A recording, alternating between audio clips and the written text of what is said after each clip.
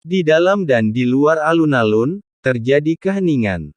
Untuk sesaat, yang bisa ku dengar hanyalah suara Xian Hai Xiaoyu yang bergesekan dengan lengan Chu Feng.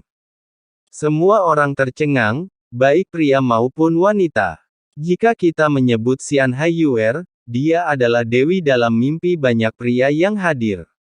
Maka Xian Hai Xiaoyu tidak diragukan lagi adalah dewa impian banyak wanita. Mengapa kedua orang ini memeluk Chu Feng? Apakah dia layak? Apakah ini palsu? Baru setelah terdengar suara semua orang terbangun, ini tidak palsu, ini benar-benar terjadi. Saudaraku, apakah ada yang salah denganmu? Xiao Yuer meraih telinga Xian Hai Xiaoyu dan menariknya keluar dari pelukan Chu Feng. Kakak, tolong dengarkan penjelasan saya. Chu Feng dan saya tidak berada dalam hubungan yang Anda bayangkan, kata Xian Hai Xiaoyu. Bah, menjauhlah dari kakakku. Jika kamu berani melakukan ini lagi, aku akan memberitahu semua orang tentang kecintaanmu membaca buku jelek. Xian Hai Yuer memelintir telinga kakaknya dengan satu tangan, mencubit pinggangnya dengan tangan lainnya, dan cemberut, terlihat sangat marah. Tidak, dia cemburu, bahkan saudaranya sendiri pun cemburu. Adapun Xian Hai Xiaoyu, dia dengan cepat menutup mulut Xian Hai Yuer. Jangan bicara omong kosong adikku, bahan bacaannya jelek sekali, kenapa aku tidak bisa memahaminya? Akan lebih baik jika dia tidak menjelaskannya, tapi begitu dia menjelaskannya, itu akan membuat orang penasaran. Bacaan buruk macam apa itu?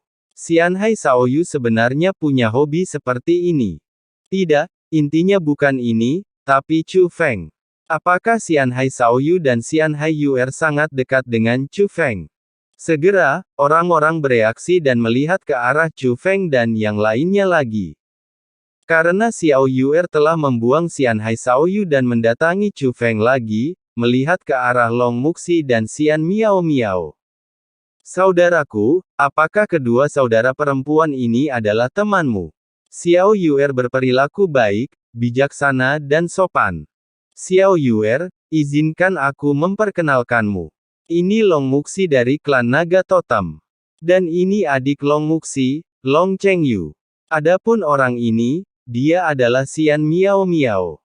Seperti saya, dia berasal dari wilayah timur. Kami telah berteman baik selama bertahun-tahun. Chu Feng tidak hanya memperkenalkan Xian Miao Miao dan Long Muxi kepada Xiao Yuer, tapi juga memperkenalkan Long Chengyu. Lagi pula mereka semua adalah teman. Hei, Nona Yuer, aku sudah lama mendengar bahwa kamu secantik peri. Saat aku melihatmu hari ini, aku merasa rumornya agak konservatif. Kamu terlalu cantik. Long Chengyu menggaruk kepalanya dan tersenyum polos. Pria ceroboh ini sebenarnya menjadi sedikit malu saat melihat Xiao Yuer. Kepada Long Chengyu, Xiao Yuer hanya tersenyum sopan lalu menatap Long Muxi dan Xian Miao Miao. Karena kedua saudara perempuan itu adalah teman dari kakak laki-laki tertua, mereka juga adalah temanku. Ikutlah denganku dan pergi ke tempatku untuk bermain, kata Xian Hai Yuer. Baik, Xian Miao Miao tersenyum manis. Long Muxi tidak berbicara, tapi mengangguk sedikit. Kakak juga akan datang. Meskipun dia mengatakan dia mengundang Xian Miao Miao dan Long Muxi, saat Xiao Yuer berbicara, dia meraih lengan Chu Feng dan menarik Chu Feng menuju tempat tinggalnya. Hei, nak, kenapa kamu mencoba mencuri seseorang dariku? Saudara Chu Feng dan aku sudah lama tidak bertemu, kita harus ngobrol. Xian Hai Xiaoyu buru-buru melambaikan tangannya. Berhentilah bicara yang tidak masuk akal. Kalau kamu ingin bicara, berkumpullah. Apakah kamu masih ingin membicarakan hal-hal yang memalukan? Xiao Yuer melirik ke arah Xian Hai Xiaoyu. Xian Hai Xiaoyu tampak tidak berdaya, jadi dia melihat ke arah Long Chengyu. Ayo pergi bersama. Long Chengyu sebenarnya sedikit takut pada Xian Hai Xiaoyu. Bagaimanapun, ada beberapa konflik di antara keduanya.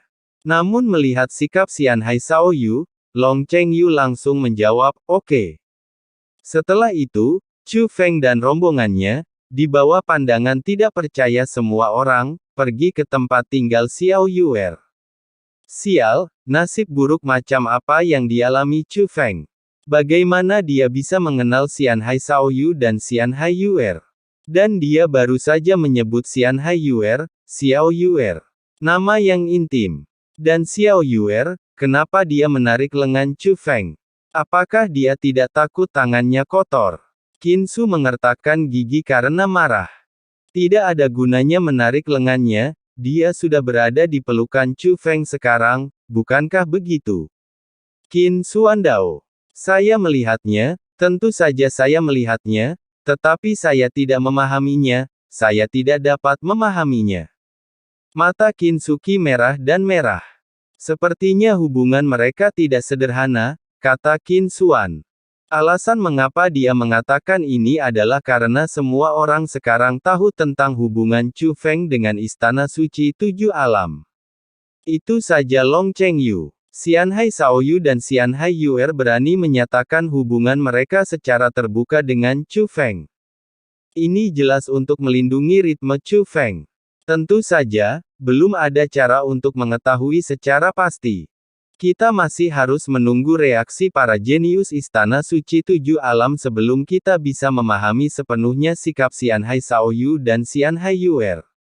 Saudaraku, haruskah kita meninggalkan Chu Feng sendirian? Dia telah mencapai puncak 9 surga, apakah aku masih ingin terus melihatnya memamerkan kekuatannya? Qin Su memandang Qin Suan. Dia tidak sabar untuk menghadapi Chu Feng, terutama setelah melihat Xian Hai Yuer dan Chu Feng begitu dekat, dia tidak tahan lagi. Puncak 9 surga jelas merupakan tahap di mana dia menunjukkan dirinya, jadi mengapa Chu Feng menjadi pusat perhatian lagi? Dia tidak bisa menerimanya. Tentu saja Chu Feng tidak bisa melepaskannya, tapi jangan bertindak gegabah dulu. Setelah Qin Suan mengatakan ini, dia berbalik dan pergi. Tapi Qin Su tidak pergi, tapi menatap tajam ke kediaman Xian Hai Yuer. Saat ini, Chu Feng dan yang lainnya telah tiba di halaman kediaman Xiao Yuer. Xiao Yuer juga dengan patuh mengeluarkan teko dan secara pribadi membuatkan teh untuk Chu Feng dan yang lainnya. Setelah menyeduh, Xiao Yuer memberikan cangkir pertama kepada Chu Feng. Saudaraku, silakan mencobanya. Teh yang ku buat enak. Sambil berbicara, Xiao Yuer meniupnya sebelum menyerahkannya kepada Chu Feng. Itu disebut berbudi luhur. Melihat pemandangan ini, mata Long Chengyu membelalak karena iri. Yah, rasanya enak sekali, Chu Feng mengacungkan jempol. Hehe, itu wajar. Xiao Yuer tersenyum indah setelah dipuji oleh Chu Feng. Kemudian mereka mengambil cangkir teh mereka. Saudari Miao Miao, silakan minum teh. Saudari Musi, silakan minum teh.